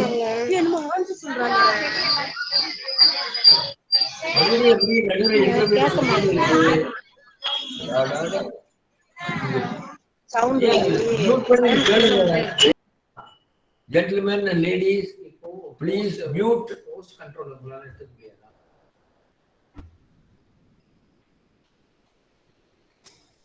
தப்பு பண்ணாதவங்க பெரியவங்க எல்லாம் என்ன மாதிரி பண்றாங்கன்னா, ஈவன் சம்பாதிக்கும் போது கூட இங்க வெல்த்னு மாத்திரம் போடக்கூடாது. ஒரு நற்பெயர் சம்பாதிக்கிறதோ வேற எந்த ஒரு விதமான ஒரு லாபம் அடையும் போதுமே அது எப்படி இருக்கணும்னு கேட்டாக்கா, இன்ஜுரிட்டு வந்து இருக்கக்கூடாது. இன்ஜுரி முன்னாடி பார்த்துட்டோம். இன்ஜுரிங்கிறதுக்கு ஒரே மீனிங் வச்சுங்க, சட்டத்துக்கு புறம்பான ஆக்ட்னு அர்த்தம். அப்ப இன்ஜுரி பண்ணாம என்ன பண்ணுமோ அது பண்றதுதான் பெரியவங்களுக்கோ இல்ல கல்ச்சரா இருக்கிறவங்களுக்கோ படிச்சவங்களுக்கும் உண்டான அறிகுறி அப்படிங்கிற.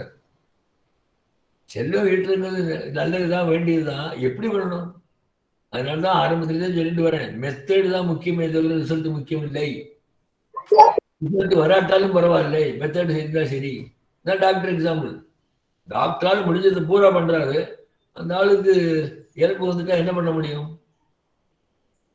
பண்ணாம இருந்து ஏதாவது வந்தா தான் தப்பு. அதான் ப்ரொசீஜர் தான் எப்பவுமே. எந்த ப்ரொசீஜரும் கரெக்டா இருந்தால் அதுக்கு ரிசல்ட் வரணும்.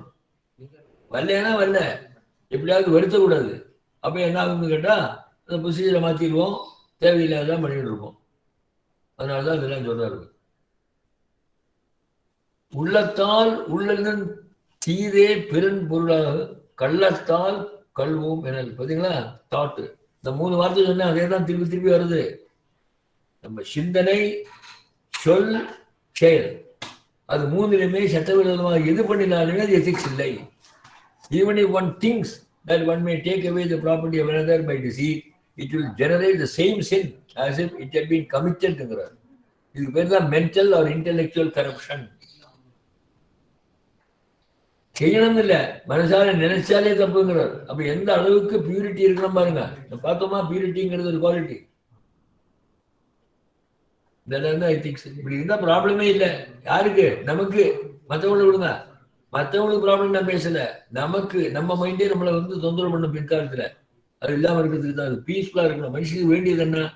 ஹையஸ்ட் வேல்யூ மனுஷனுக்கு என்ன? சொத்து சுதந்திரம் கிடையாது, மன நிம்மதி. என்ன இருந்து மன நிம்மதி இல்லாட்டா என்ன பிரயோஜனம்? ஒண்ணுமே வேண்டாம். மருத்துவர்கள் வந்து படுத்துக்கலாம், சாப்பாடு கூட வேண்டாம், சௌக்கியமா தூக்கம் வந்துடும், நிம்மதியா இருக்கு. இவனுக்கு என்ன இருந்தாலும் ஏசி ரூம் இருக்கும், பெர்மனன்ட் இருப்பான், ஒரு பிரயோஜனம் கிடையாது. அதனால பீஸ் ஆஃப் மைண்ட் வேணுமானா இதுதான் பிரின்சிபிள், எத்திக்ஸ் தான் பிரின்சிபிள். நமக்கு பீஸ் ஆஃப் மைண்ட் வந்துட்டா என்ன ஆகும்? மற்றவங்களோட ப்ராப்ளம் வராது. இல்லைன்னா இவன் மாத்திரம் இல்லை, எல்லாரும் சஃபர் பண்ணி வைப்பான். பிறர்க்கு இன்னா முற்பகல் செய்யின், தமக்கு இன்னா பிற்பகல் தாமே வரும். பிற்பகல் வருமோ வராதோ, கட்டாயமா ஒரு வாட்டி வரும். வரலையானால் அவன் மைண்டாவது அவனை தொந்தரவு பண்ணும். அதனால பீஸ் ஆஃப் மைண்ட்ங்கிறது இருக்காது. நோயெல்லாம் எப்படி இருக்கு? நோய் செய்தார் மேலவாம் நொய்யார் நோயின்மை வேண்டு பலர். அதாவது suffering can not only be in this birth by continuing future also. பயமா இருக்கு சொன்னாங்க. இப்ப மாத்திரம் இல்லையா, நல்லா இருக்கான்னு இருந்தா பின்னாடி வாட்டி அதுக்கு பண்ண வேண்டி வரும் அப்படிங்கிறார். As a result of doing harm to others, so that want to live in peace of mind would not indulge in causing injury to others. திருப்பி அதேதான் பாயிண்ட்ஸ். இந்த மூணு வேர்டு, தாட், வேர்டு, டீட். அது மூணுலையும் லீகலா சட்டப்படிக்கு இன்னொருத்தருக்கு தொந்தரவு இல்லாம இருக்கிறது எத்திக்ஸ். அப்படி வச்சுக்கணும். சரி. His bro is wet his honest sweat. He earns whatever he can. He looks the whole world in the face, for he owes not to any man. Obligation. மற்றவர்கிட்ட போய் ஒரு ஆப்ளிகேஷனோட வந்து சாதிக்கிறதுங்கிறது எப்ப பார்த்தாலும் சரி, அந்த ஆளை பார்த்தா எனக்கு பயன்தான். ஒன்றும் முன்னாடி போய் ஃப்ரீயா காஃபி சாப்பிட்டோம்னாக்கா அந்த ஆளை பார்த்தா அந்த காஃபி மேலே வந்துட்டே இருக்கும், அது ஜீரணம் ஆகாது. தேவையில்லையே. அதாவது அவங்களோட இதுக்குள்ள வருமானத்துக்குள்ள சிஸ்டத்துக்குள்ள இருந்தா யாருமே பயப்பட வேண்டிய தேவையில்லை. இல்லாட்டா ஏதாவது ஒன்று பண்ணாதான் அவனை பார்த்தா பயப்படுவோம்.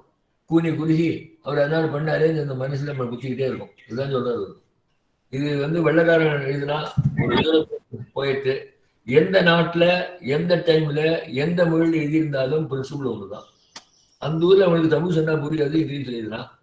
நம்ம ஊர்ல வந்து கிரீக்கில் சொன்னா புரியாதுன்னு தமிழ்ல சொல்றோம். இவ்வளவுதான் வித்தியாசம் இருக்கிறத. அது இருக்கக்கூடிய தத்துவத்துல வித்தியாசம் கிடையாது. எல்லாருமே அறிஞர்கள் தான்.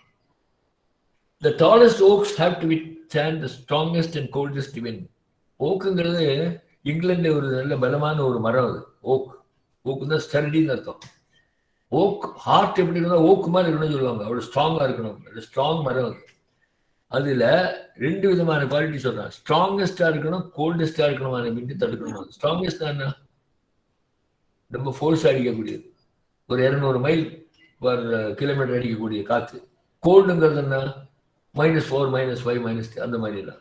இந்த மாதிரி 2 கண்டிஷனுமே ஸ்பீடு இருந்தாலும் சரி, டெம்பரேச்சர் கோல்டா இருந்தாலும் சரி, அந்த மரம் வந்து அதுக்கு ஈடு கொடுக்குது. லைஃப்ல நமக்கு 2 தான் வரும். ஒன்னிலே மற்றவனுடைய இன்ஃபுளுன்ஸ் வரும், அதுக்கு நாமே தப்பா எண்ணக்கூடும். இந்த 2 தான் வீட்டில் இருக்கு. வெளியில இருந்து சொல்றது மற்றவங்க இன்ஃபுளுன்ஸ் தான் ஸ்ட்ராங். அவன் பண்றான், இவன் பண்றான், நம்ம பண்ணா என்ன அப்படிங்கிறது தான் அந்த விண்டு. நமக்குள்ளேயே இப்படி இருக்கமே, கொஞ்சம் மாறினா என்ன, இதுதான் கோல்டு. இது 2மே வந்து யாரை அஃபெக்ட் பண்ணக்கூடாது? எத்திக்கலா இருக்கிறவனா அஃபெக்ட் பண்ணக்கூடாது. அவன் எப்படி இருக்கான்? டாலஸ்ட் ஓக் இப்படி போட்டான்.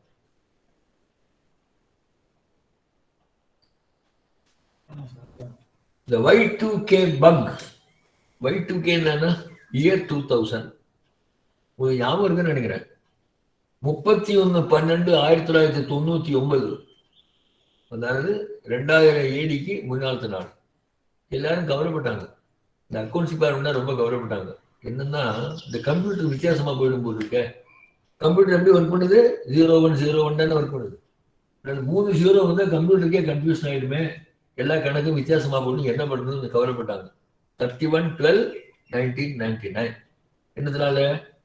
Year 2K, year 2000, 2000. நல்ல காலம் ஒன்றும் நடக்கல. ஆனா இவர் என்ன சொல்றாரு? Ratan Tata, chairman of Tata group of company, the year 2000 can destroy your computers, your company's greatest asset. And I do not mean computer. ஒரு கம்பெனியில கம்ப்யூட்டர் தானே ரொம்ப முக்கியமா யூஸ் பண்றாங்க. அதெல்லாம் போயிடும் போது இருக்கு அப்படின்னு நினைச்சாங்க. அதெல்லாம் பெரிய அசத்து, அதனோட சொத்து. ஆனா நான் அதை பத்தி சொல்லலை. வேற ஒண்ணு இருக்கு உங்களுக்கு ரெப்யூட்டேஷனுக்கு. ஒரு கம்பெனியோட அசத்து முதலீடுங்கிறது கம்ப்யூட்டர் இல்லை, வேற ஒண்ணு இருக்குங்கிறது. அது என்ன அது அப்படின்னு கேட்டா ரெப்யூட்டேஷன்ங்கிறது. நம்ம முன்னாலே பார்த்துட்டோம் இல்லையா, section 44 ஐபிசில. The word injury denotes any harm whatever illegally caused to any person in body, mind, reputation or property. Reputation தான் நற்பெயர். அப்ப greatest asset of any individual, ஒரு ஆளுக்கு அல்லது ஒரு இன்ஸ்டிடியூஷன், ஒரு இன்ஸ்டிடியூஷனுக்கு, ஒரு நிறுவனத்துக்கு எது? கம்ப்யூட்டர் இல்ல, ரெப்யூட்டேஷன். நத்திங் என்ன காரணத்தினால கேட்டா, nothing is more difficult to achieve or easy to lose. இந்த ரெப்யூட்டேஷன் ஒரு ஆளுக்கோ இல்லை ஒரு நிறுவனத்துக்கோ வர்றதுக்கு ரொம்ப நாள் ஆகும். இதுக்கு அக்கௌண்டிங் சிஸ்டத்துல குட் வில்னு ஒரு வார்த்தை யூஸ் பண்ணுவாங்க. Good will. இந்த குட்வில்ங்கிறது எங்க காமிக்கிறாங்க? கிரெடிட் சைட்ல காமிப்பான். பேலன்ஸ் ஷீட்ல கிரெடிட் சைட்ல குட் வில்னு போட்டுப்பான். அந்த குட் என்ன மதிப்புன்னு கேட்டா சொல்ல முடியாது. அதுக்கு மதிப்பு சொல்ல முடியாது. அதுக்கு எத்தனை ரூபா சொல்றது, எத்தனை டாலர் சொல்றதுன்னு சொல்ல முடியாது. அது மதிப்பே நம்ம போட முடியாது. அந்த மாதிரி குட்வில்னாக்கா அதுக்கு மதிப்பு போட முடியாது. இன்எஸ்டிமபிள். அதுதான் ரெப்யூட்டேஷன் கம்பெனிக்கு. ஆனா அது பில்டு பண்றதுக்கு ரொம்ப வருஷம் ஆகும். 2 தலைமுறை 3 தலைமுறை ஆகும். ஆனா போறது 1 செகண்ட் போயிடும்.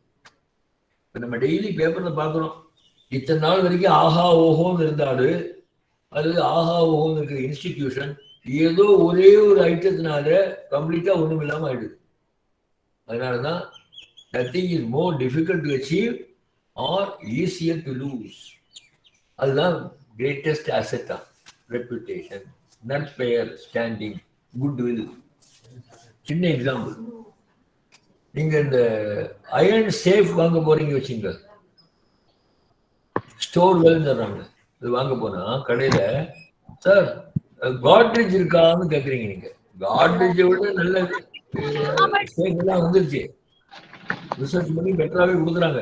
இருந்தா கூட நீங்க என்ன நினைக்கிறீங்க? இப்போ காட்ரேஜ் வேணும், அது எஸ்டாப்ளிஷ்டு. காட்ரேஜ் தான் தப்பு இருக்காது, நல்லா இருக்கும், குவாலிட்டி இருக்கும். எப்போ குவாலிட்டிக்கு தானே நம்ம போறோம், காசு பார்க்கறது இல்லை. காசு பார்த்தா பிரயோஜனம் கிடையாது. அதனால இந்த ரெப்யூட்டேஷன் பில்டு பண்றதுக்கு இந்த குவாலிட்டி ஹெல்ப் பண்ணிருக்கு. எப்போ அந்த குவாலிட்டி எத்தனையோ வருஷங்களுக்கு அப்புறம் இப்போ வந்துருக்கு. அவன் மோசமா பண்ணிட்டாங்கன்னா ஒரு நாளா மார்க்கெட் போயிடும். அது மாதிரிதான் இண்டிவிஜுவல் இருக்கும். நமக்கு கூட ஆமா சார் நேற்று வரைக்கும் ரொம்ப நல்லா இருந்தாரு, இன்னைக்கு இந்த மாதிரி ஏதோ பண்ணிட்டாரு, ஒரு சரித்திரம் பண்ணிட்டாரு அப்படின்னாக்கா அந்த ரெப்யூட்டேஷன் போச்சு. எத்திக்ஸ் கடைசி வரைக்கும் இருக்கணுங்கிறேன். இன்னைக்கு நேற்றுக்கு இருந்தா போறாது, அந்த ஆக்ல இந்த ஆக்ல இருந்தா போறாது. Ethics will be part of life and a practice throughout the life. Private ஆனாலும் வரும், public service. Reputation gets you there. ஒரு பொசிஷன் வரணும்னா ரெப்யூட்டேஷன் வேணும். ஆனா கேரக்டர் அதுக்கு மாதிரி இருக்கணும். அப்பதான் அங்க இருக்க முடியும். இல்லைன்னா கிடையாது. என்ன கூப்பிட்டுருக்கலாம்ல, நாங்க சொல்லியிருப்போம்ல. வாங்கடா வாங்கடா, புது கடைக்கு. அன்மியூட் பண்ணுங்க, நீங்க பேசுறது கேக்குது. ஒரு ரிக்வெஸ்ட் பண்றேன், நீங்க கேட்டா நல்லா இருக்குன்னா எனக்கு டிஸ்டர்பன்ஸ் ஆயிடும், தாட்ஸ் போயிடும், மற்றவர்களுக்கும் இங்க சரியா வராது. டவுட் இருந்தா அப்புறமா நீங்க கேளுங்க, எப்போ வேணா கேளுங்க, இமெயில் அனுப்புங்கன்னு அனுப்புறேன். பேசும்போது அப்படி நடுவில் பேசினீங்கன்னா தாட் ப்ராசஸ் போயிடும். Success has to be only through ethical means, otherwise it will be tainted. Gandhiji's prescription. Not only ends are important, means are equally important. ஒரு முயற்சி எடுத்தோம்னா அதுக்கு நமக்கு சக்சஸ் வேணும் தான் முயற்சி எடுக்கிறோம். சக்சஸ் வேணும், அதுக்கு தான் பாடுபடுறோம். ஆனா எப்படியாவது அந்த சக்சஸ் அடைங்கிறது கூட என்னத்தினால இருந்தா அந்த என் பாயிண்டும் முக்கியம்தான், ஆனா அச்சீவ் பண்ணக்கூடிய மெத்தடும் ஈக்குவலி இம்பார்ட்டன்ட் தான். இது காந்தி.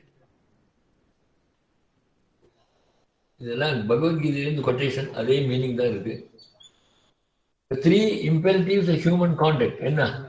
வெல்ஃபேர், ஜஸ்டிஸ், டிக்னிட்டின்னு போடுறான். இப்படிதான் ஹியூமன் கான்டாக்ட் இருக்கணுமா? அனிமல் கான்டாக்ட் தெரியல அவங்க எப்படி இருக்காங்களோ. ஒருவேளை அவங்களுக்கு ஆட்டோமேட்டிக்காவே எத்திக்ஸ் இருக்குன்னு நினைக்கிறேன். ஏன்னா அதுக்கு தேவையில்லாத சண்டை போடுறது இல்லை. நீங்க பார்க்கலாம், ஒரு சிங்கமோ புலியோ ஒரு ஆடையோ மாடையோ அடிச்சு சாப்பிட்டதுக்கு அப்புறம் ஒரு 10 ஆடு மாடு ஒரு நாள் ஏறிட்டு பார்க்காது. மனுஷன் அப்படி கிடையாது. ஒரு இடத்துல கொள்ளையடிச்சாலும் நிறைய கொள்ளையடிச்சுட்டே இருப்பான். கொள்ளையடிக்கிறது தூண்டப்படும். அதனால நம்ம இன்னும் அறிவு அப்படி பண்ணோம் இப்படி பண்ணோம் பேசிக்கிறவங்க தவிர விலங்குகள் இருக்கக்கூடிய அறிவு கூட நமக்கு கிடையாது. இதை சொல்ல ஒத்துக்க மாட்டாங்க. எல்லாம் நம்ம நாங்கள்லாம் ஒரே அறிவாளிகள். அது இருக்கிற மாதிரி இந்த ஷேர் பண்றதோ கேர் பண்றதோ தேவையில்லாத சண்டை போடுறதோ ஒண்ணுமே கிடையாது இருக்கு. இங்கதான் எல்லாம். ஆனா நம்ம தான் எல்லாத்தையும் பேசிக்கிறோம். அதனால அவங்களுக்கு இருக்கு தெரியாது. நம்ம இதை சொல்றோம். ஹியூமன் கான்டாக்ட்ல என்ன வேணுமா? Welfare, justice, dignity. அதுதான் என்ன? அது உட்பதிகள் இருக்கு. What is welfare? This can be broken into 4 logically related but different descriptions. Do no harm, prevent harm, remedy harm, கடைசியில் do good. அந்த முதல் 3 இருக்க அது நெகட்டிவ், கடைசி பாசிட்டிவ். ஏன் அப்படி போட்டுருக்காங்க? பாசிட்டிவா தான் இருக்கணும், முடியாட்டா நெகட்டிவாவது இல்லாம இருங்கிறான். அப்படின்னு அர்த்தம். உங்களால உபகாரம் பண்றதுதான் செய்யணும். நம்ம யாருக்கு எடுத்தாலும் நம்மளால முடிஞ்சதை செய்யணும். முடியல உபதிரவம் பண்ணாவது இருக்கலாமே. அதனாலதான் do no harm, prevent harm. அது நெகட்டிவ் தான், அது கரெக்ட் இல்லை. ஆனா ஒன்னும் கெட்டது பண்ணாம இருக்கிறதே பெரிய லாபமா இருக்கும். தொந்தரவு பண்ணாம இருக்கிறதே பெரிய உபகாரமா இருக்கும். அதுக்கு வேண்டி அப்படி போட்டான். Do no harm, prevent harm, remedy harm, negative எல்லாமே. ஆனா டூ குட், அதே எத்திக்ஸ். நம்மளால முடிஞ்சதுக்கு நல்லதுக்கு, ஆளுக்கோ சொசைட்டிக்கோ ஒரு நிறுவனத்துக்கோ என்ன பண்ண முடியுமோ நல்லது அதை செய்யறது தான் வெல்ஃபேர் அப்படின்னு போட்டான். அப்போ negative welfare, positive welfare. Advice to humanity. Vivekananda தான் சொல்றாரு, be good, do good. Be good and do good ரெண்டு இருக்குதுல்ல. நான் நல்லா இருக்கேன் ஆனா மற்றவங்களுக்கு நல்லது பண்ண மாட்டேன், சரியில்லை. நான் இப்படி ஒண்ணு இருக்கலாம், மற்றவங்களுக்கு நல்லது பண்றது அதுவும் சரியில்லை.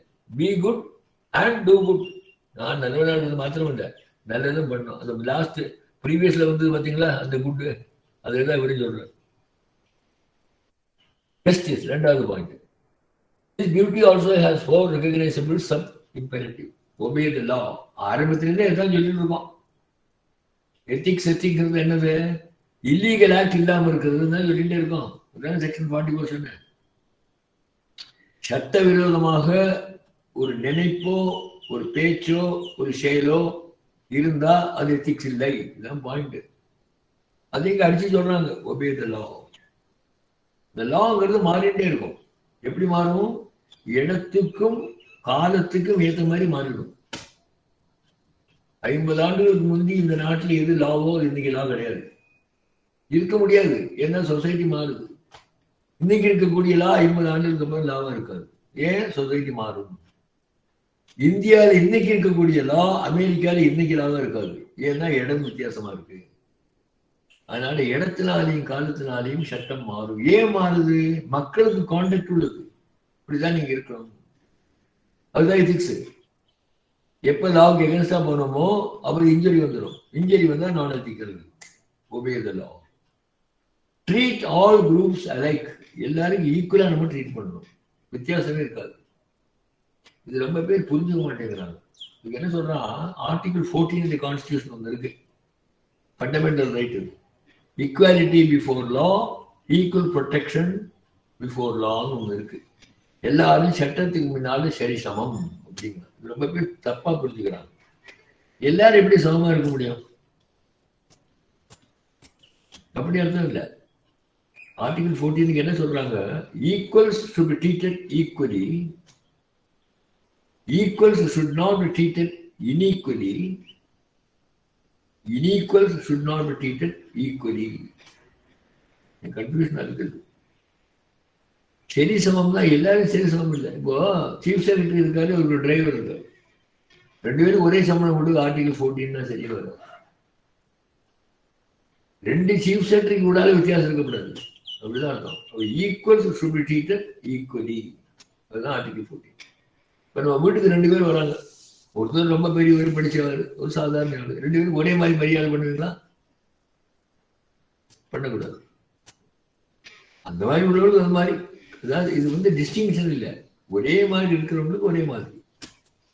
எக்ஸாமினேஷன்ல எல்லாரும் பாஸ் பண்றாங்க, எல்லாருக்கும் அட்மிஷன் கொடுக்க முடியுமா? அது மாதிரி தாங்க. அந்த குரூப்புக்குள்ள வித்தியாசம் பண்ணக்கூடாதுன்னு அர்த்தம். ட்ரீட் ஆல் குரூப்ஸ்னா பல விதமான குரூப்ஸ் இருக்கு. அந்த குரூப்புக்குள்ள ஈக்குவலா இருக்கணும், அதுல வித்தியாசம் இருக்கக்கூடாது. அதுதான் ஆர்டிகல் 14. ஆக்ட் அஃபர்மேட்டிவ்லி. அஃபர்மேட்டிவ்னா குட், முன்னால பார்த்தாச்சு. குட், நெகட்டிவ் இல்ல, அஃபர்மேட்டிவ்.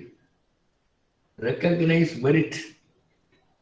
ஒருத்தருக்கு ஏதாவது ஒரு யோகிதாம்சம் இருந்தா அதை ரெக்கக்னைஸ் பண்ணணும். இல்லைன்னா என்ன ஆகும்? அவருக்கு மாத்திரம் இன்ஜுரி இல்லை, அதாவது பரவாயில்ல, சொசைட்டிக்கே இன்ஜுரி, பெரிய இன்ஜுரி. இன்ஜுரி இருக்கக்கூடாதுங்கிறதானே எத்திக்ஸ் சொல்லிட்டே வரும் திருப்பி திருப்பி. அதுன்னு சொல்றோம். ஒருத்தருக்கு ஏதாவது ஒரு சாமர்த்தியம் இருந்தா அந்த சாமர்த்தியத்துக்கு உண்டான மரியாதை கொடுத்து அதுக்கு என்ன என்கரேஜ்மெண்டோ கொடுக்காட்டா அவரை மாத்திரம் நம்ம இன்ஜுரி ஆக்கல, அவருக்கு மாத்திரம் இன்ஜுரி கொடுக்கல, அவரால் வரக்கூடிய சொசைட்டிக்கு என்ன லாபமோ அது போயிடுது. அதனால மெரிட்டுக்கு ரெகக்னிஷன் கொடுக்கணும். இதெல்லாம் ஜஸ்டிஸ். அது இல்லாட்டா தான் கோர்ட்ல போறாங்க, கேஸ் போடுறாங்க, அது ஜட்ஜ்மெண்ட் வருது. இது தேவையே இல்லையா? அது இதெல்லாம் சட்டத்துக்கு சம்பந்தப்பட்டது. ஜஸ்டிஸ்னாலே சட்டத்துக்கு சம்பந்தப்பட்டது தான். Obey the law, treat all groups alike. இந்த சென்ஸ் குரூப், அந்த குரூப்புக்குள்ள ஈக்குவலா இருந்தா ஒரே மாதிரி பாசிட்டிவ் ஆக்ட் பண்ணுமே தவிர நெகட்டிவா பண்ணாம மெரிட் இருந்தா அதை ரெகக்னைஸ் பண்றது. மூணாவது item dignity, respect persons, tell the truth. Tell the ட்ரூத்னாக்கா அதுல டவுட் வரும். அது எப்படி சார் நமக்கு டேஞ்சரா வந்தா சொல்லலாமா? சொல்ற மாதிரி சொல்லணும். இனிய உள்ளாக இன்னாத கூறல் கனி இருப்ப காய் வந்து சொல்றாரு இல்லையா? இனிய எப்படி சொல்றது மெத்தட் இருக்கு, சொல்றது இருக்கு. இப்போ ஒருத்தர் போய் அதாவது சரியா படிக்கல, அவரை போய் நீ முட்டாள்னு சொல்லக்கூடாது. சாமர்த்தியம் இருக்கு, நீ படிக்கலாமே, அப்படி பண்ணா அப்படி வரும், அப்படி வந்து அப்படி வரும், அந்த ஆளை என்கரேஜ் பண்ணி கொண்டு தெரியணும். அவர் என்ன படிக்கலைங்கிறது உண்மைதான், ஆனா அப்படி நேரம் சொல்லக்கூடாது. அவனுக்கு மண்டையில் ஏறாது சொல்லக்கூடாது. இப்படி எல்லாம் பண்ணா அவருக்கு வருமே அப்படின்னு சொல்ல பரிசுவே பண்ண தெரியணும். அந்த மாதிரி பண்ணோம்னா அவருக்கும் மனசுக்கு தாங்கல் இருக்காது, நம்ம உண்மையை சொன்ன மாதிரி இருக்கும், அவருக்கு ஏதாவது இம்ப்ரூவ்மெண்ட் இருக்கும். சொல்ற மெத்தட்ல இருக்கு. டெல் த ட்ரூத்னா ரா ட்ரூத். ஒரு இன்ஜுரி பண்ற மாதிரி ட்ரூத் சொல்லாம அது எப்படி சொல்லலாம்? சுத்தி வளைச்சு புரியற மாதிரி, இம்ப்ரூவ்மெண்ட்டுக்கு வர மாதிரி அந்த ட்ரூத் அவருக்கு புரியற மாதிரி சொல்லணும். இந்த சாமர்த்தியம் இருக்கணும். இதுதான் பேசுறது சாமர்த்தியம். Del the truth. இல்லாம நீ முட்டாள் நம்ம சொல்லக்கூடாது, இது திருடன் அப்படி சொல்லக்கூடாது. அதுக்கு எத்தனை மெத்தட் இருக்கு. இது பண்றது தப்புன்னு அவனுக்கு புரியற மாதிரி சொன்னா அவன் இம்ப்ரூவ் பண்ணுவான், நம்ம சொல்ற மெசேஜும் கம்யூனிகேட் ஆகிடும். அது எப்படி சொல்லணும்? செலிபிரேட் டிஃபரன்சஸ் இருக்கு. டிஃபரன்சஸ் நார்மல் உலகத்துல 5 விரல் மாதிரி தான். வீட்லயே பாருங்க, ஹஸ்பண்ட் அண்ட் ஒய்ஃபே ஒத்துக்கிறது இல்லை எல்லா காரியத்திலையுமே. அவங்களுக்கு ஒரு வியூ இருக்கும், இவங்களுக்கு ஒரு வியூ இருக்கும். டிஃபரன்ஸுங்கிறது இருக்கும்.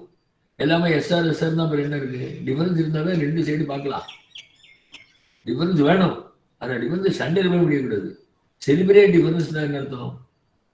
அது கரெக்டு தான், இது கரெக்டு தான், அது பாகுபாடு பண்ணி எது கரெக்டோ, எதுல ஜாஸ்தி உண்மை இருக்கோ, எதுல ஜாஸ்தி வந்து ப்ராபபிலிட்டியோ பாசிபிலிட்டி இருக்கோ அதை செய்யக்கூடிய சாமர்த்தியம் தான் celebration.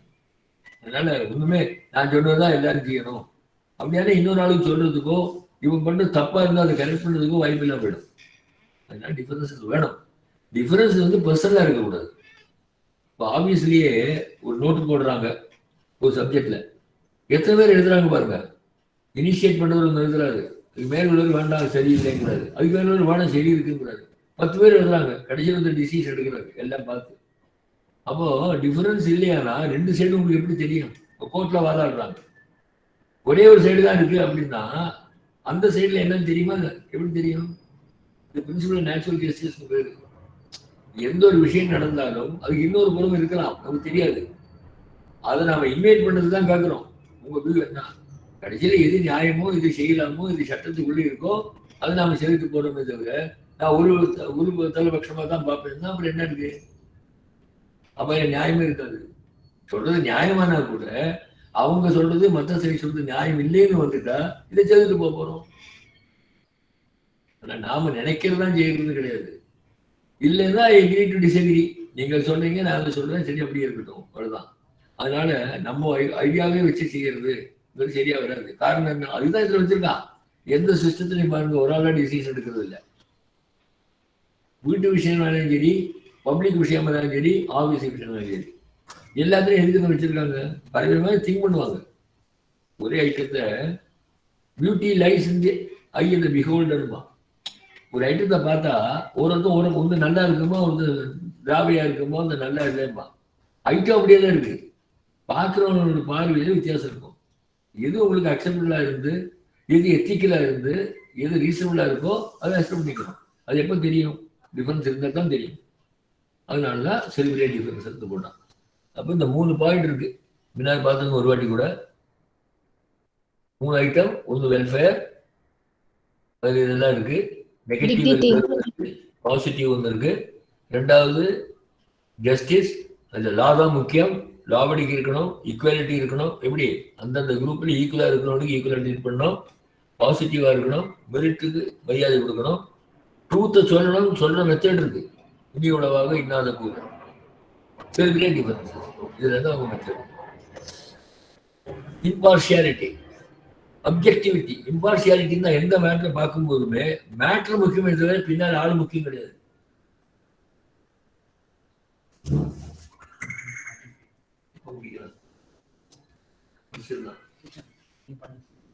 Openness, confidentiality and trust. Contact and ethics ரெண்டும் ஒண்ணுதான் எடுத்துட்டேன்.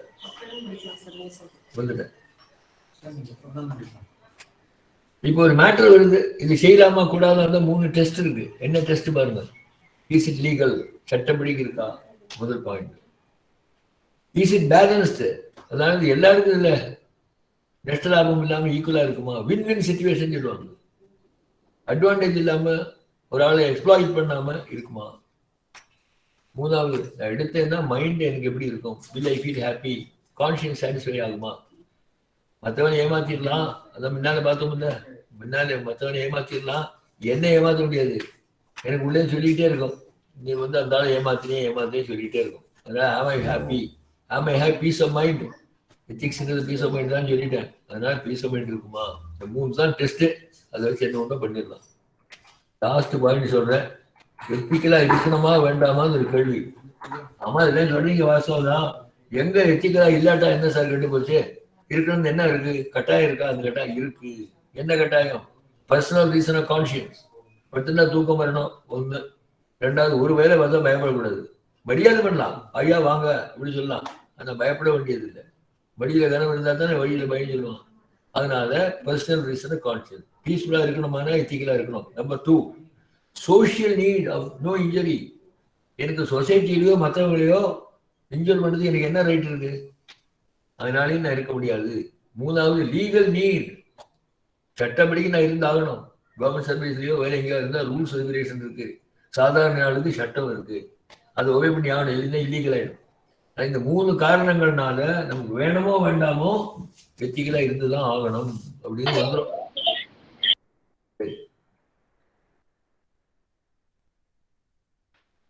இதெல்லாம் விட்டுருவோம்.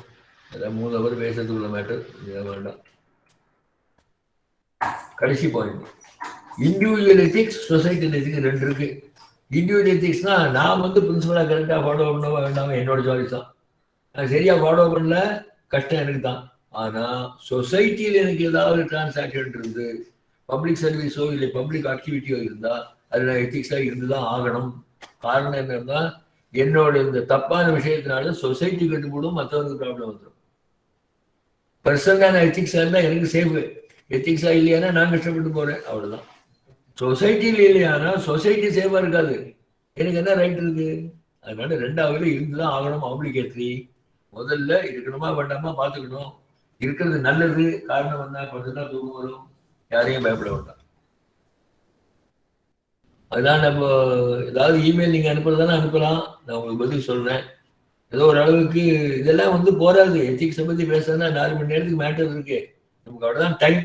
இதை புரிஞ்சுங்க. நீங்க சட்டப்படிக்கு கான்சியன்ஸ் படிக்கு இருந்தால் எத்திக்ஸ், இல்லைன்னா எத்திக்ஸ் இல்லை.